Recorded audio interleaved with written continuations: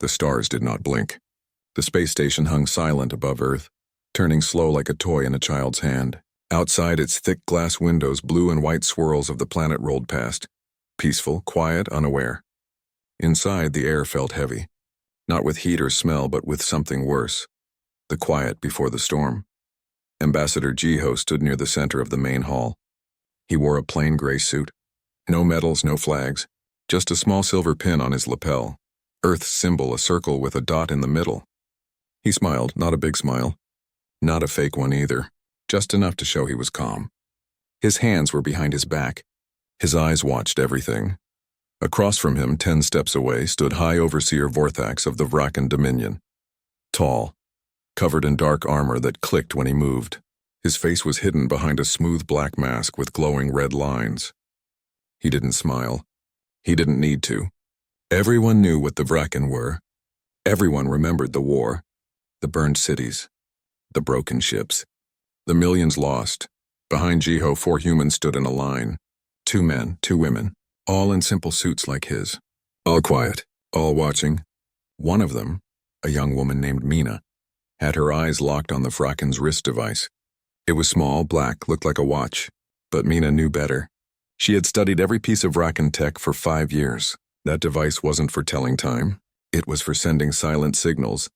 She leaned slightly toward Jiho, not enough to be rude, just enough to whisper. "They're lying," she said, so soft only he could hear. Jiho didn't turn, didn't nod, just kept smiling. But his fingers, hidden behind his back, tapped once. Got it, cameras floated around them. Tiny silver balls with red lights, recording everything. Broadcasting to every planet, every ship, every screen in known space. Historic peace signing, the headlines called it. The end of the war. A new dawn for the galaxy, but Mina knew better. So did Jiho. So did every human in that room. Because peace doesn't come with hidden guns. 3 hours earlier, inside a small side room, Jiho had looked at Mina and asked, "What's wrong?" She had handed him a tablet. On it, a graph. Lines going up and down. Numbers blinking. "Look at their ship movements," she said. "They say they pulled back their warships.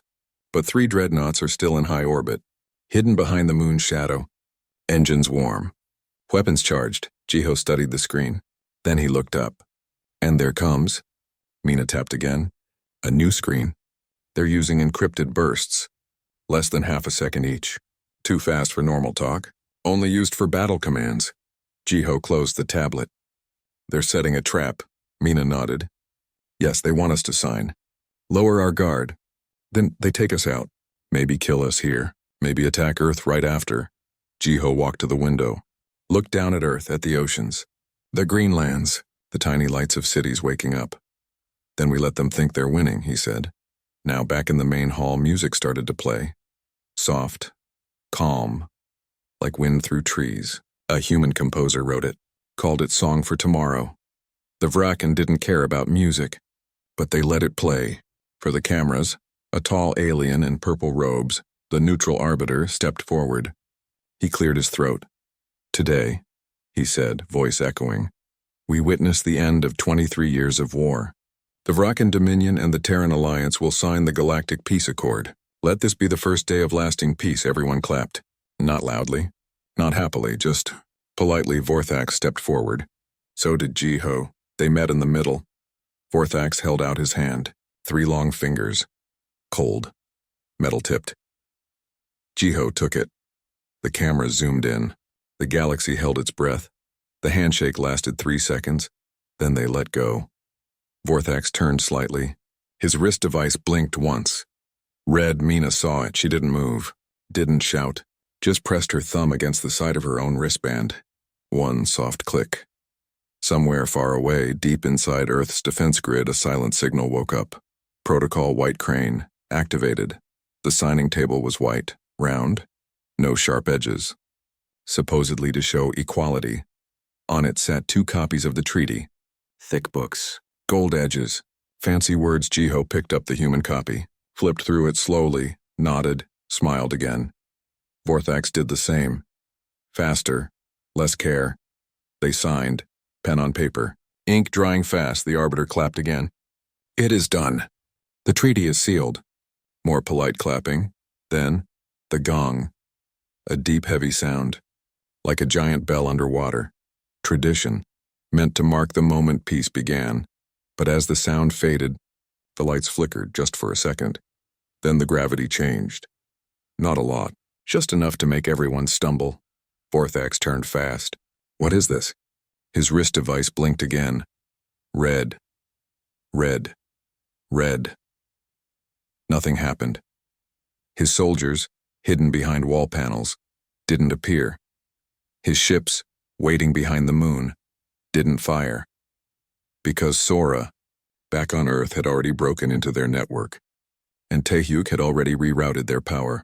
The trap was set, but humanity had reset the board. Captain Dohyun stood near the back of the room. He looked like a clerk, glasses, thin tie, holding a tablet. But under his jacket, armor, and under that, a pulse pistol. Set to stun, for now, he watched the Vraken guards, 6 of them, standing too straight, hands too close to their belts, waiting for the signal. The signal never came. Instead, the room's lights turned blue. A calm voice, Sora's voice, came over the speakers. Attention, Helios Prime. Minor system adjustment. Please remain calm. The Vraken didn't remain calm. Vorthax turned to Jiho. What did you do? Jiho smiled. Bigger this time, nothing, he said. We signed the treaty. We followed every rule. You're the ones who brought hidden weapons, hidden soldiers, hidden plans. He stepped closer, lowered his voice. We knew. Vorthax froze. You knew? Jiho nodded. We've known for weeks, maybe months. You're not the only ones who can spy. Behind them, the wall panel slid open, but not for Vraken soldiers.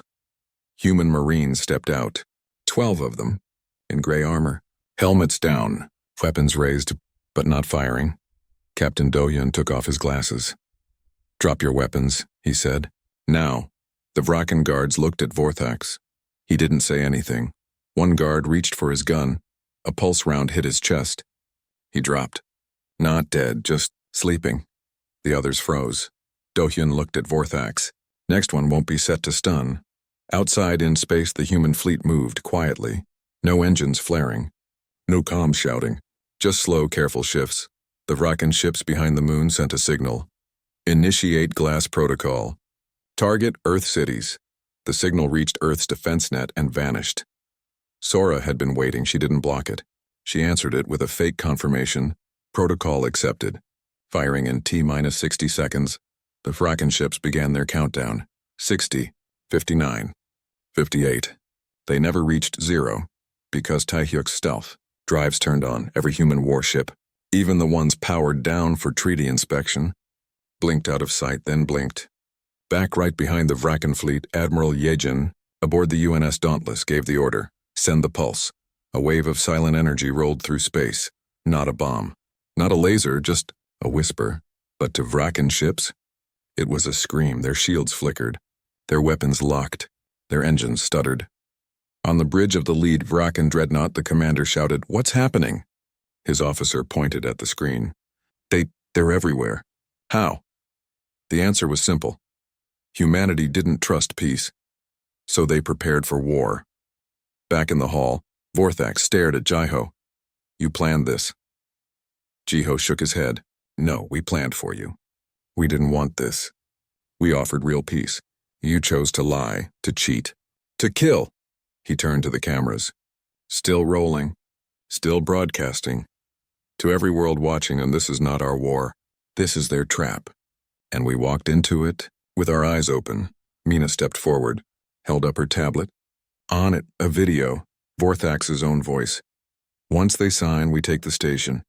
Kill the leaders. Then burn their cities. Let the humans learn what true power is. The video played. Clear, cold, cruel. Gasps filled the room. Even the Arbiter stepped back. Vorthax's mask hid his face, but his body shook. You recorded that? Mina nodded. While you thought we were sleeping, we were listening. The treaty lay on the table, signed, sealed, but it meant nothing now, because peace built on lies breaks before it begins. Jiho picked it up, held it for a moment, then dropped it into a small bin marked recycle. He turned to the door. Take them to holding, he said, nodding at the Vraken. Dohyun's Marines moved in. Vorthax didn't fight, didn't speak. As they led him away, Jiho looked out the window again, at Earth. Safe. For now. He touched his earpiece. Phase 1 complete, he said softly. Move to Phase 2. Far away on Mars, Sora smiled and pressed another button. The real war was just beginning. But this time, humanity would write the rules. The galaxy thought humans were soft, that they forgave too easy, that they trusted too fast. They were wrong. Humans remember, humans prepare. And when the enemy smiles with teeth hidden, humans smile back, with a knife already in hand. The peace treaty was a trap. But humanity? Humanity came prepared anyway. Document, Part 2. The Hidden Protocol. 400 words. Third person. Simple and basic English. Under the city of Seoul, deep below the streets and subways and shopping malls, there was a door. Not a big door. Not a fancy one. Just gray metal. No sign, no handle. Only a small black scanner beside it. If you didn't know it was there, you'd walk right past it. But Mina knew. She stood in front of it now, tired but awake. Her eyes were red from no sleep. Her hair was messy. She wore the same black jacket she'd worn for 3 days. In her hand and a small silver key card. Not plastic. Not digital. Real metal. Old style. Hard to copy. She held it up to the scanner, a soft beep. The door slid open. Cold air rushed out. Smelled like metal and coffee and wires. Inside, the room was huge, bigger than a football field. Bright lights, rows and rows of desks, screens everywhere. People in simple uniforms, blue shirts, black pants, typing fast, talking quiet, moving like ants in a hill. No music, no laughter. Just the hum of machines and the click of keys. This was Earth Defense Command Bunker, Level 7, the brain behind Earth's war plan. The place where peace was never trusted, where every handshake was studied, every treaty tested, every enemy expected, and at the center of it all, Taehyuk. He sat at the main desk. Not because he was the boss. He wasn't. He was just the best, young, maybe 26. Hair messy like he forgot to brush it. Wore glasses that kept sliding down his nose. His fingers flew across 3 keyboards at once. Screens in front of him showed ship engines, shield patterns, gravity fields, things most people couldn't understand. But Taehyuk did. He didn't go to big schools. Didn't wear medals. Didn't give speeches. He just fixed things, made them better, faster, smarter. 3 years ago, after the Battle of Titan, when Earth barely survived, Taehyuk had an idea. What if, he said, our ships could disappear, not just hide, but really vanish, like ghosts. Everyone laughed. Then he built it. Now every human warship had his phase drive hidden inside. Looked like normal engine parts. Even scanners couldn't tell the difference. But when turned on, the ship blinked out. Not cloaked, not shielded, gone, for 3 minutes, then back, like nothing happened. Perfect for ambushes, perfect for traps, perfect for today. Mina walked over, didn't say hi, just dropped a tablet on his desk. Taehyuk glanced at it, then kept typing. You saw it?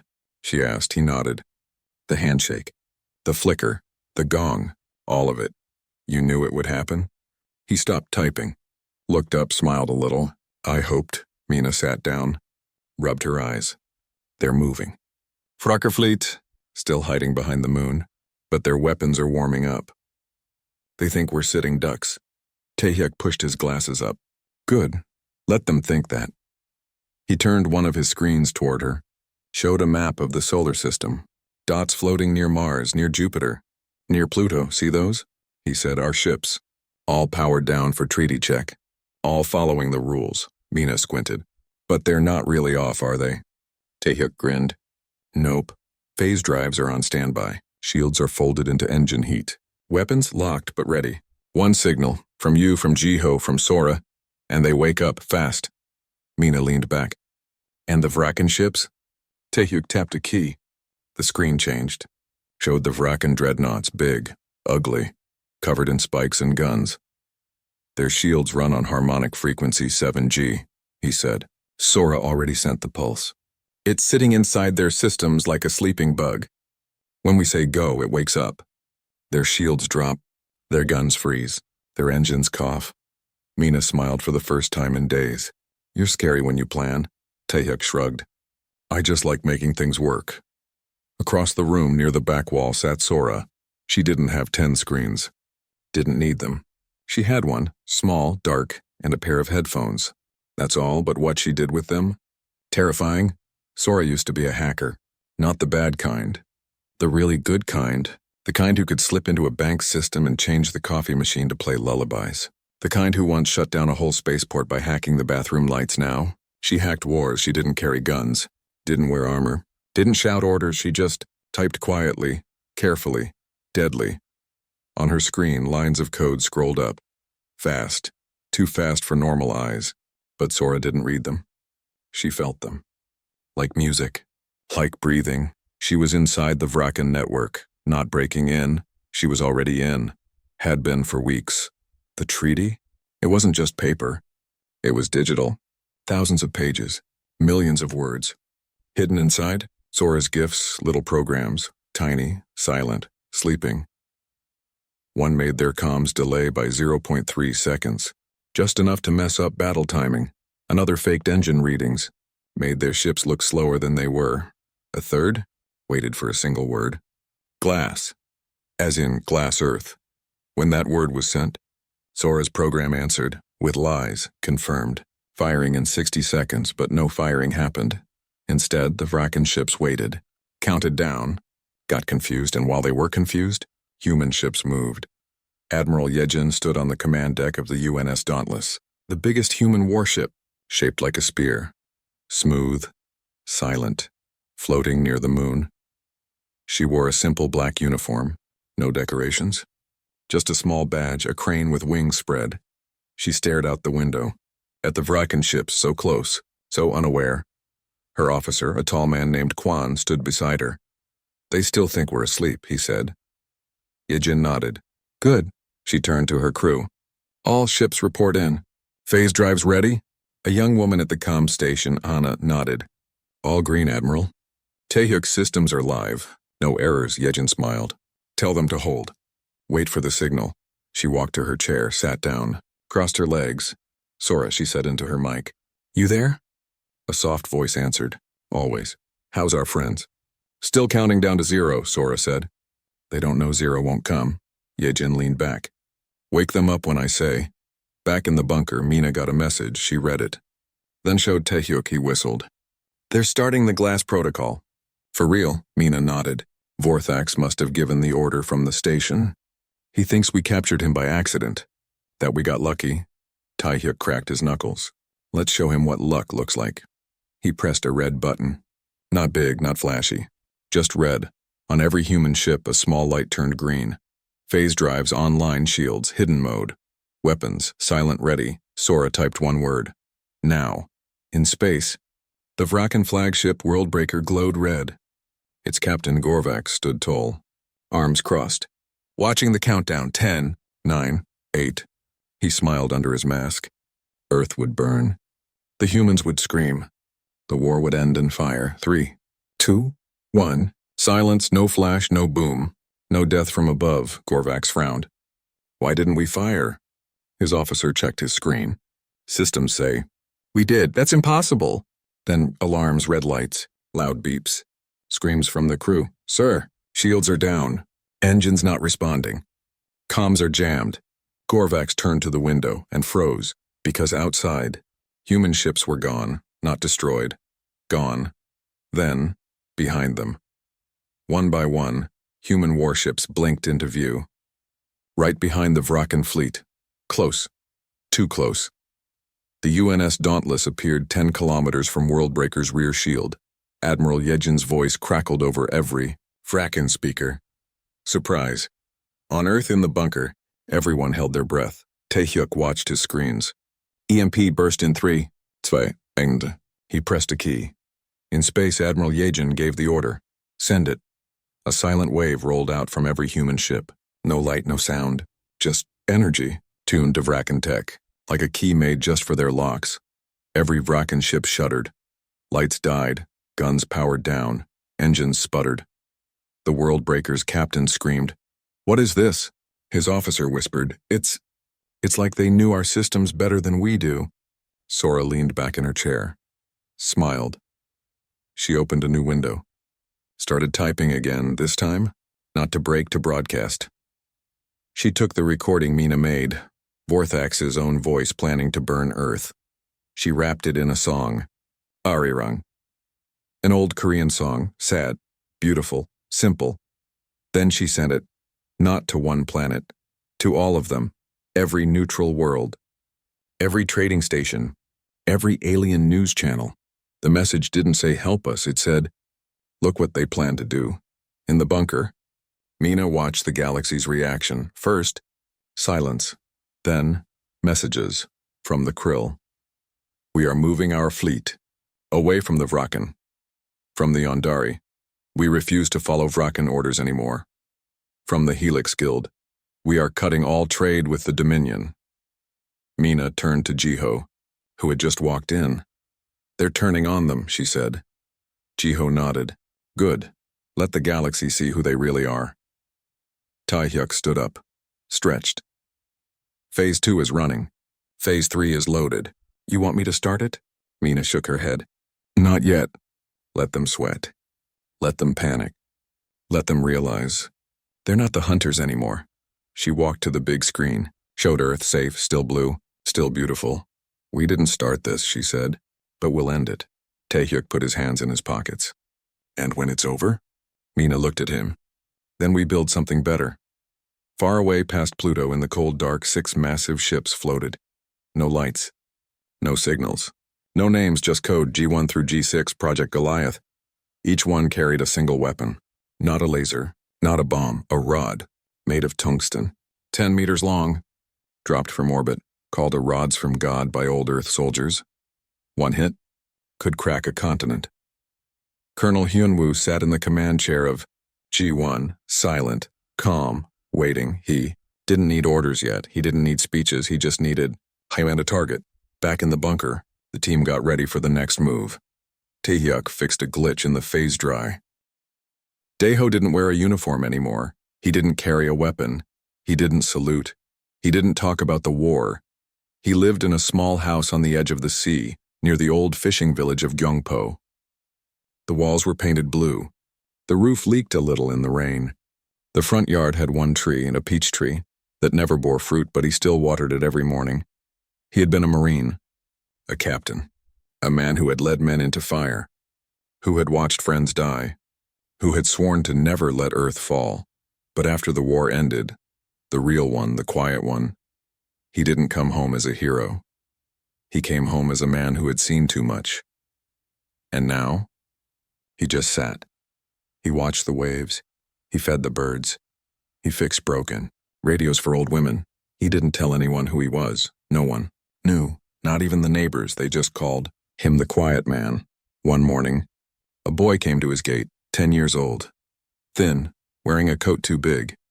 Eyes too old for his face, he held a small box. I need help, the boy said. Daeho didn't answer right away. He just looked at him. Then he nodded. Come in. The boy sat on the porch. Didn't speak. Daeho made tea. 2 cups. He put one in front of the boy. The boy didn't drink. He just opened the box. Inside, a small drone. Broken. One wing bent. One light flickering. I found it, the boy said. In the trash. Near the old spaceport. Daeho looked at it. He didn't say anything. He picked it up, turned it in his hands. Then he smiled. Just a little. This is one of ours, he said. The boy looked up. Yours? Daeho nodded. From the war. We sent them out. Not to fight, not to kill. To save. He set the drone down. Why did you bring it to me? The boy looked at his shoes. Because I think it's still alive. Daeho didn't laugh. He didn't say, it's just a machine. He just nodded. Let's see. They worked all day. Daeho didn't use fancy tools. No lasers, no robots. Just his hands. A screwdriver, tape, wire, a battery from an old radio. The boy watched, didn't ask questions, just handed him things.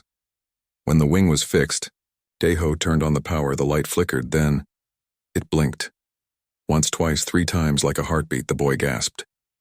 It's breathing. Daeho smiled. Yeah, it is. He pressed a button on the side. A small voice came out. Not a robot voice.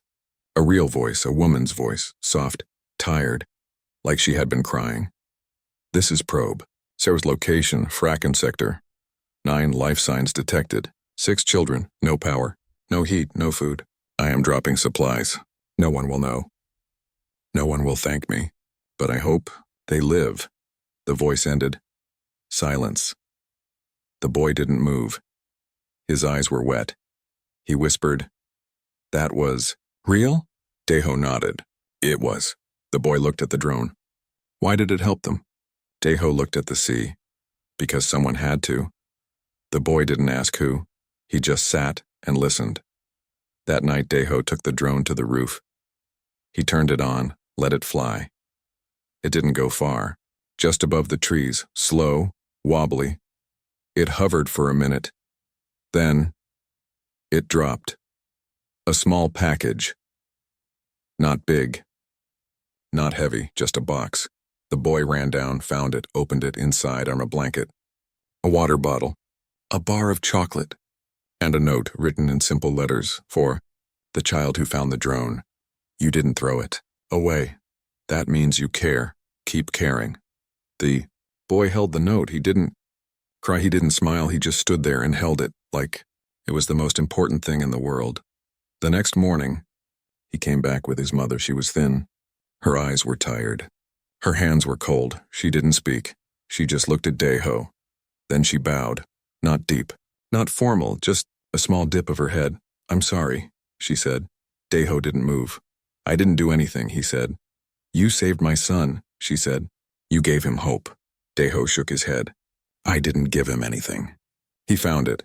She looked at the drone, at the note, at her son. Then she whispered, we were told Earth was cruel, that you were monsters, that you would burn us if we looked at you wrong. She looked at Daeho. And you just helped. Daeho didn't answer. He just poured her tea. She drank it. Then she left. But the next day, she came back with a basket inside, bread, eggs, a jar of honey. She didn't say anything, just set it down and walked away. Daeho didn't stop her. He just took the basket and ate the bread. Weeks passed. More people came, not many, just a few. An old woman with a broken leg. She brought soup, a fisherman with no net. He brought fish, a girl with no shoes. She brought a flower. They didn't ask for help. They didn't say thank you. They just came and left something. Daeho didn't refuse. He didn't thank them. He just took it and kept it. He started a small shelf on it. The drone, the blanket, the note, the flower, the bread, the honey, the fish. He didn't call it anything. He didn't explain it. He just kept it. One day a man came, tall, strong, wore a Vrakan uniform, but no armor, no weapons, just a plain gray coat. He stood at the gate, didn't speak, didn't knock, just looked. Daeho came out. They stared at each other for a long time. Then the Vrakan man spoke. My name is Rock. Daeho nodded. I know. Rock blinked. You know me? Daeho looked at the drone. I know what you did. Rock looked down. I was a soldier. I fought you. I burned villages. I killed children. He looked up. His eyes were red. I saw the videos. He paused. I saw the flowers. He swallowed. I saw the drone. He stepped forward. I don't know why you saved us. He looked at Daeho, but I saw what you did. He took something from his coat, a small box, plain white. He placed it on the shelf. Then he bowed deep and walked away. Daeho opened the box. Inside, a single flower, white, and a note. I was the one who burned your people.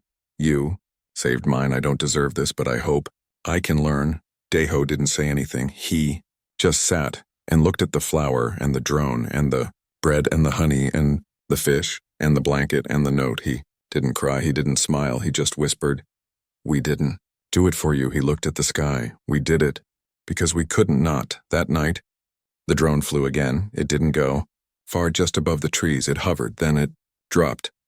Another box. This one, small, light. The boy ran out, opened it. Inside, a note and a picture.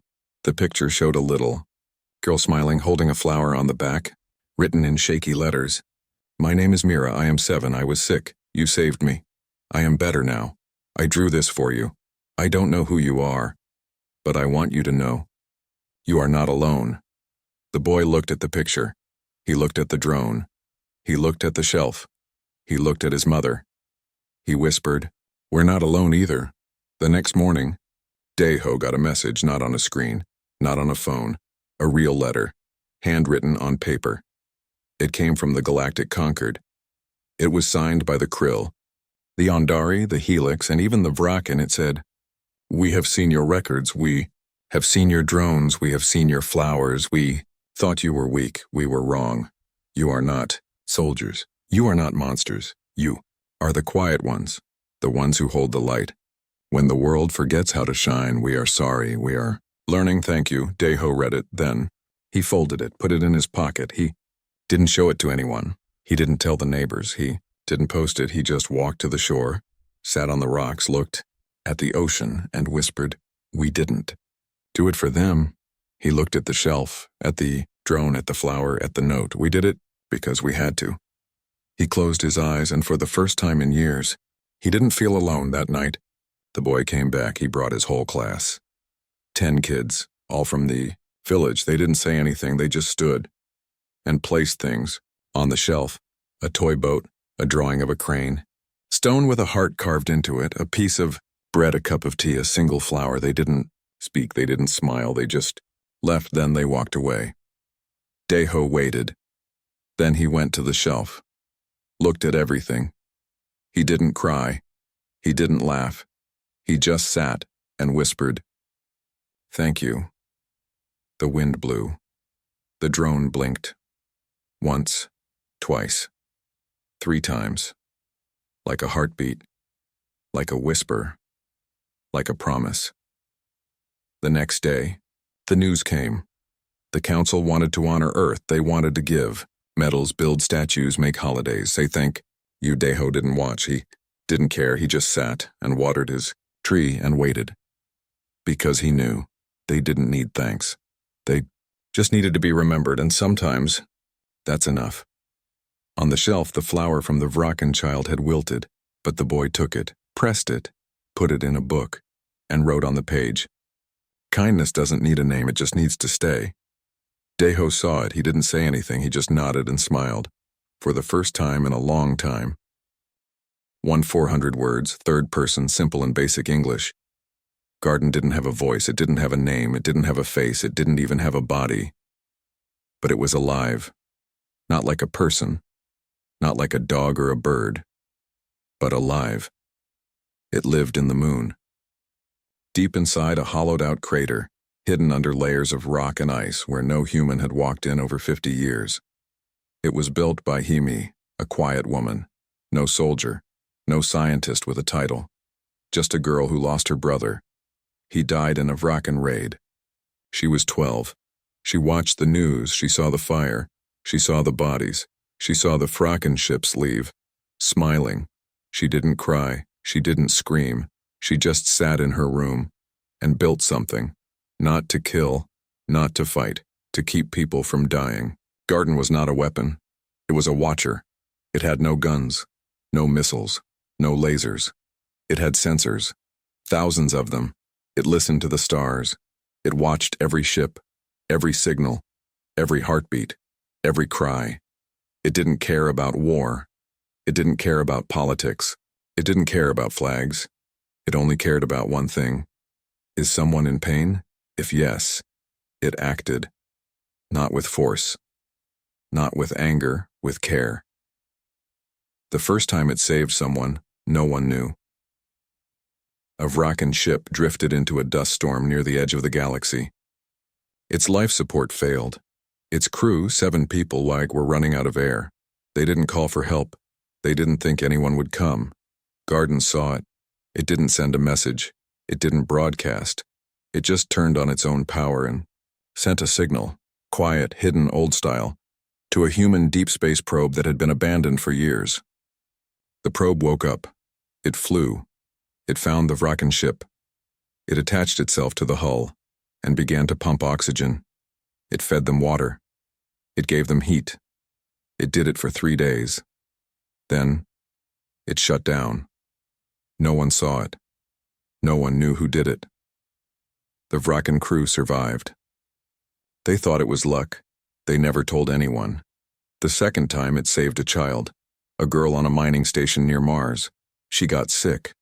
A rare virus. No cure. The doctor said she had 3 days. Her mother cried every night.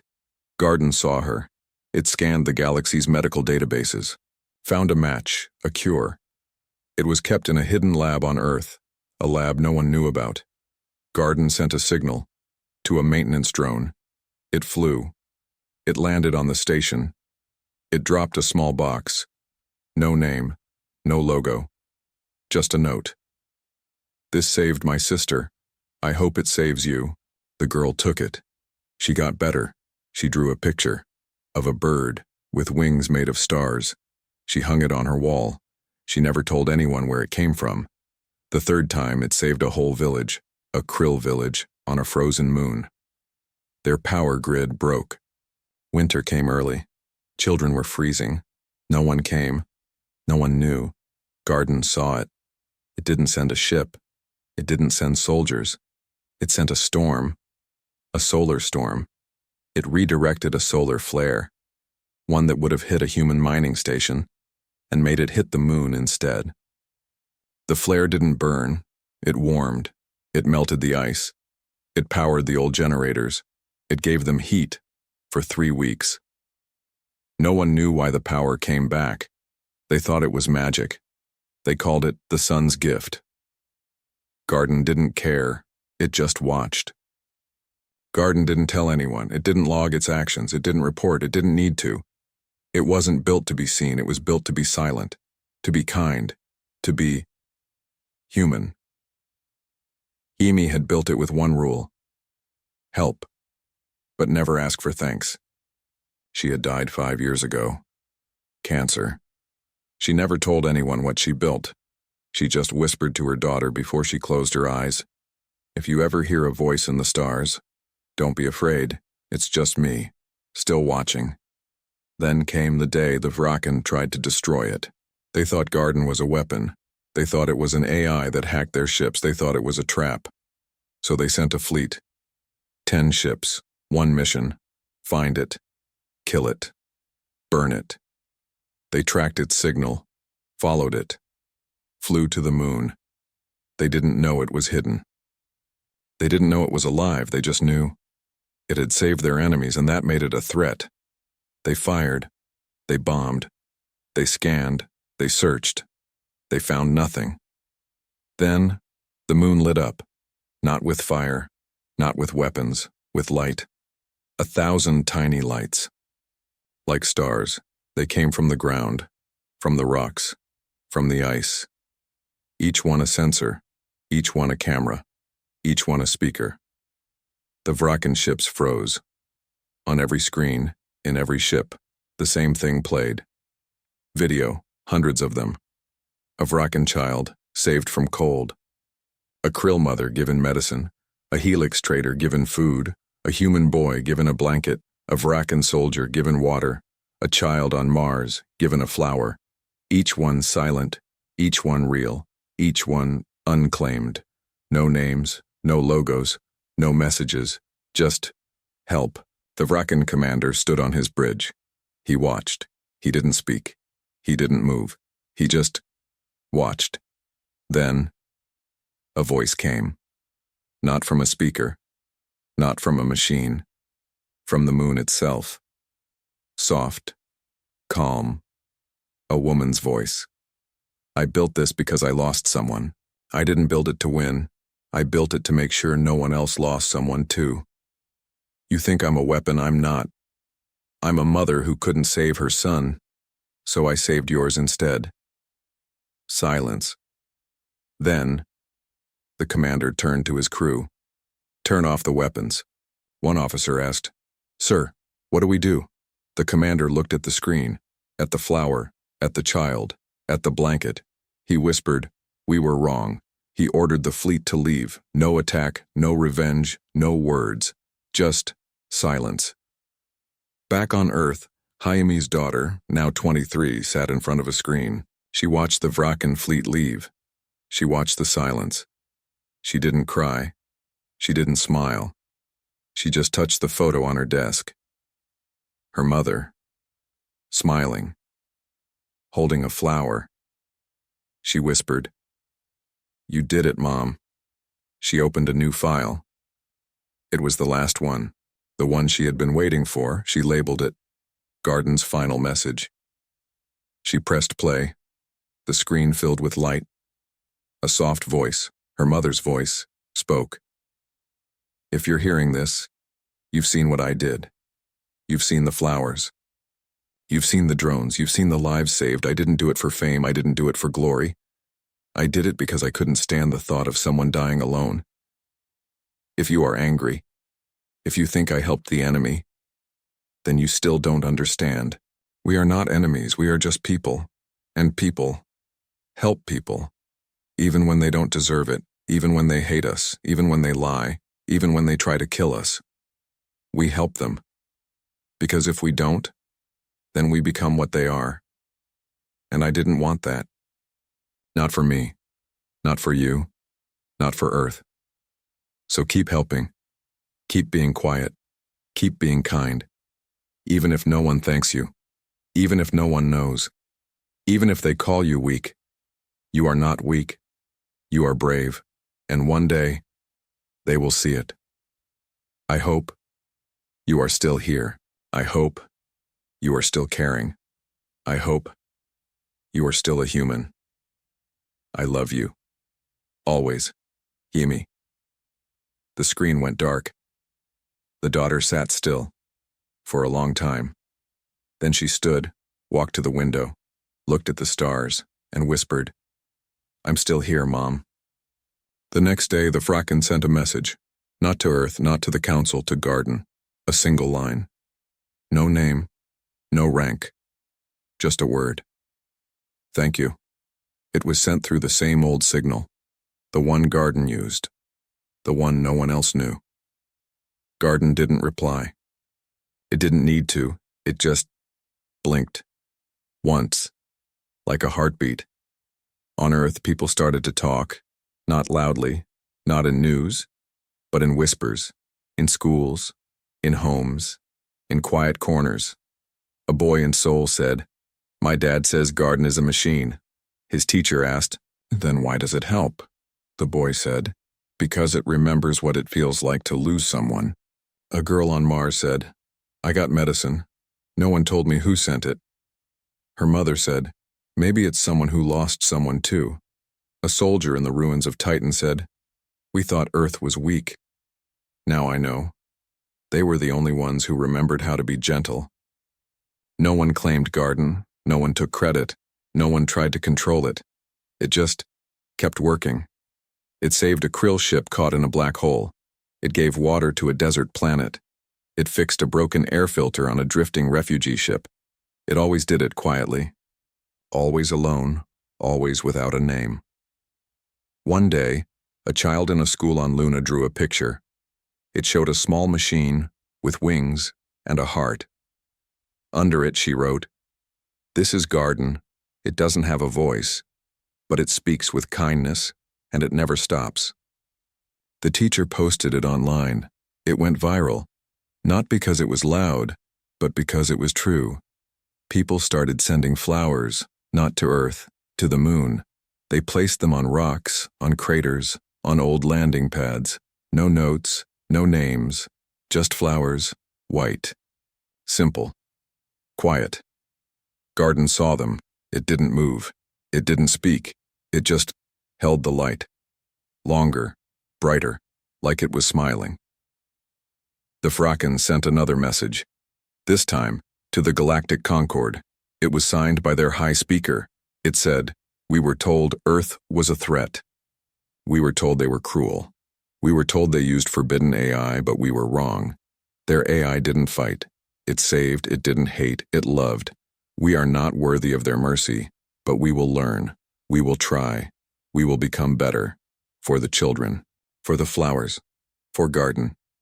On Earth, Jaime's daughter opened her mother's last box.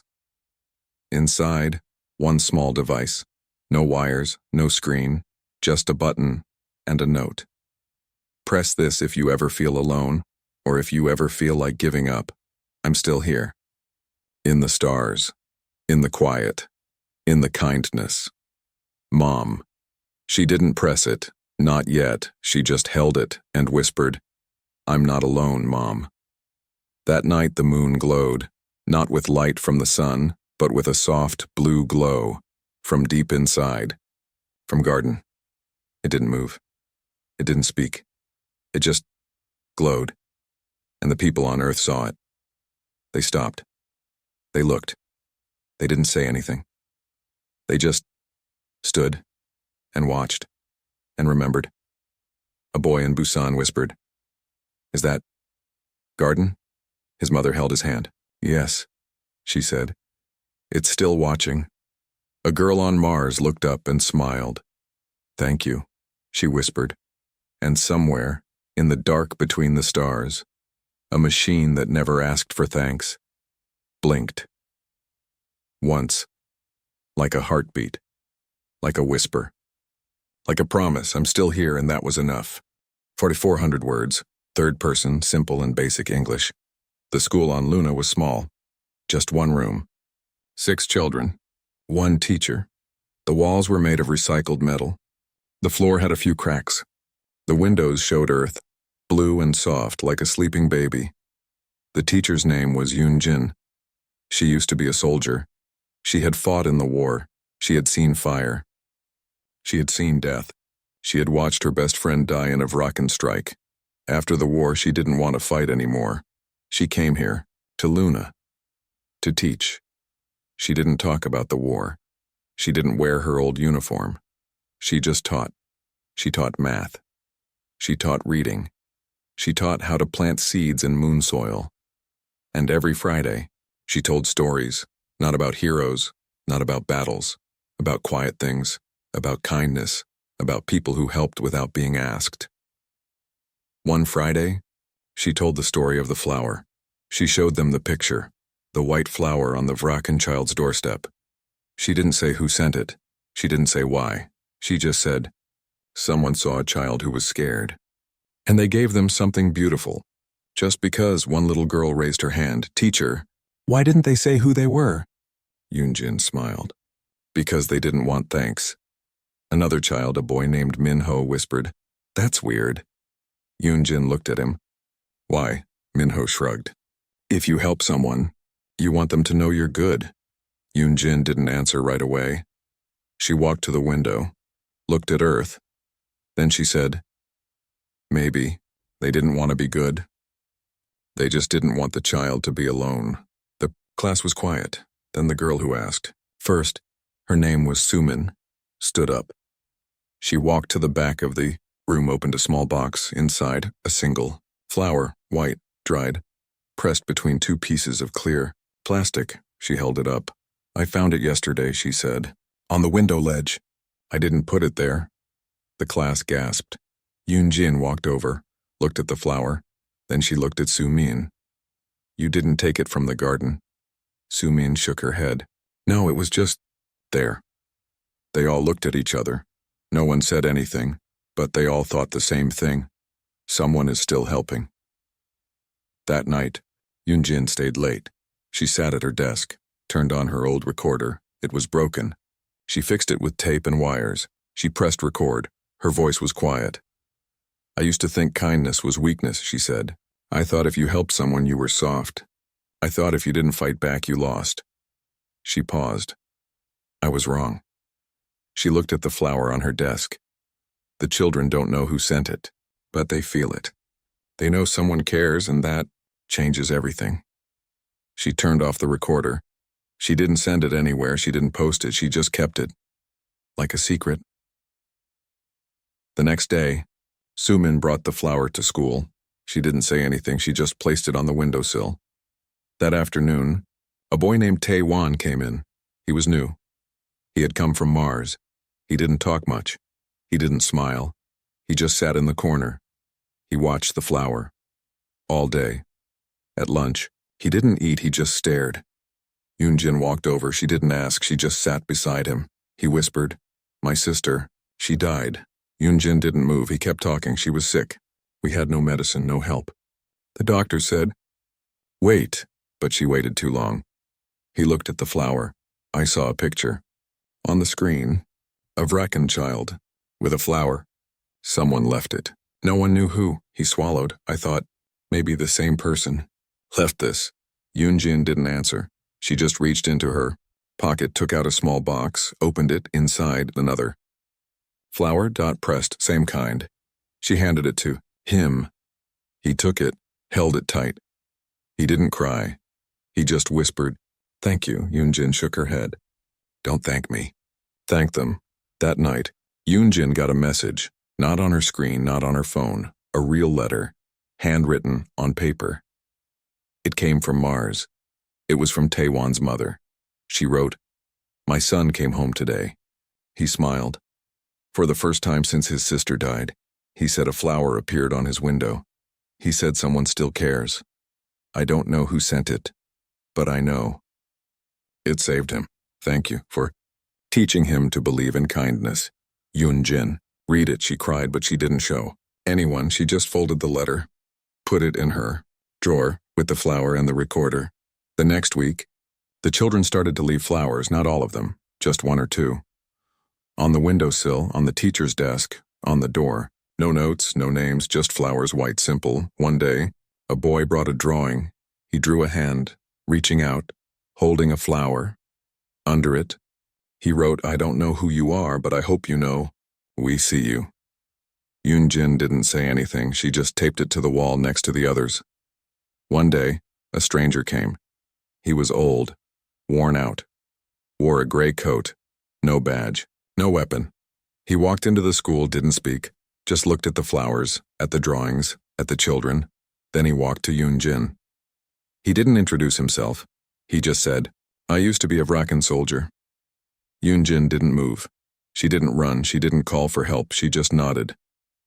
He looked at the flowers. "I was there," he said. "When the first one was left," Yoonjin blinked. "When?" He looked at the window. "At the Vrakan colony. 2182, the one with the cold, the one with the children." He swallowed.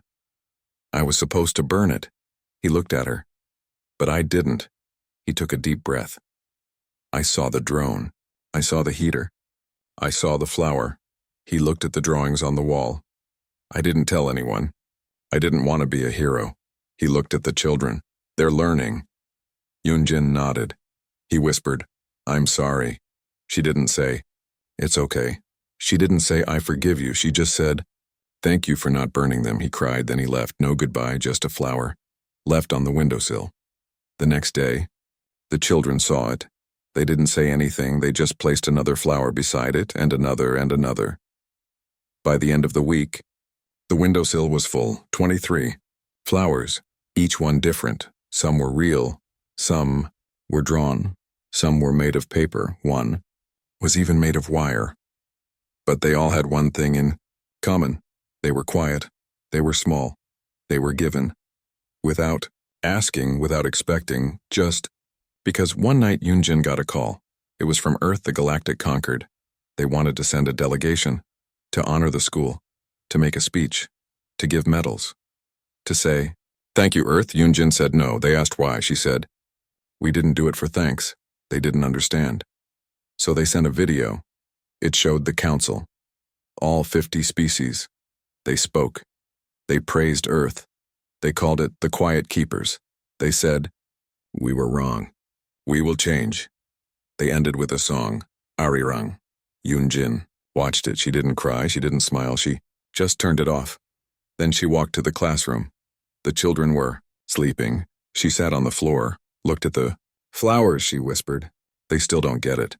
She opened her drawer, took out her recorder, pressed record. "I told them," she said, "we didn't do it for thanks.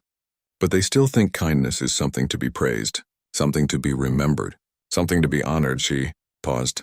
"Kindness isn't for being famous." She looked at the flowers. "It's for being human." She turned off the recorder. She didn't send it. She didn't show Yet she just sat and waited. The next morning, the children came in. They saw the flowers, they saw the drawings, they saw the new one and a small white, real flower and placed by the door. No one knew who left it, but they knew. Someone did.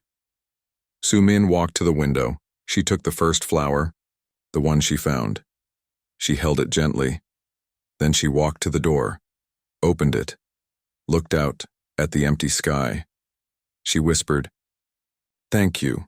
She didn't say who, she didn't say why, she just left the flower on the ground outside in the dust, like a gift. The next day, another flower appeared beside it, then another and another. Soon, a trail of flowers led from the school down the hill to the edge of the moon, to the place where the old ships landed, where no one went, where the stars were brightest, and there at the end was one last flower, white, small, perfect, and beneath it, a note written in simple letters. "I didn't do it for you, I did it because I couldn't not keep giving, keep believing you are not alone. A friend." The children gathered. They didn't cheer, they didn't run, they just stood and looked. Then Minho said, "I think it's garden." Yunjin didn't answer. She just knelt down, took the flower, held it, and whispered, "Yes." That night, the children drew pictures. They drew a machine, with wings, with a heart, with flowers growing from its hands. They wrote, "Garden doesn't talk, but it helps garden. Doesn't ask, but it gives garden. Doesn't want thanks, but it wants us to be kind." They taped them to the wall, one by one, until the whole room was full. Yunjin stood in the middle, looked around, and for the first time in years, she felt peace, not because the war was over, not because the council said, "Sorry," but because the children understood. Kindness doesn't need a name, it just needs to be given and remembered. The next day, a message came, not from the council, not from Earth, from a small ship just outside the moon. It sent one thing, rare flower, real fresh white. It landed gently on the windowsill. No note, no voice, no signal. Just a flower. The children didn't scream. They didn't run. They just smiled and placed it beside the others. Yunjin touched it. She didn't say anything. She just closed her eyes and whispered, "Thank you," somewhere in the dark between the stars. A machine that never asked for thanks blinked once, like a heartbeat, like a whisper, like a promise.